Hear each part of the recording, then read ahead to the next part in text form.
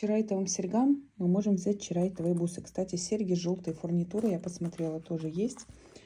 Так что из предыдущего видео к бусам и к браслету можно будет серьги от радуги тоже подобрать. Бусы из чарайта на 48 сантиметров, 7 миллиметров в диаметре. Здесь хороший чараит по цветности и по включениям. Хорошего качества. Артикул у нас с вами 0,84 556.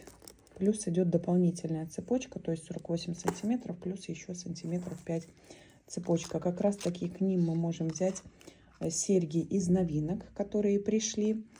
Это серьги Конго, бижутерный сплав, но в покрытии белый родий.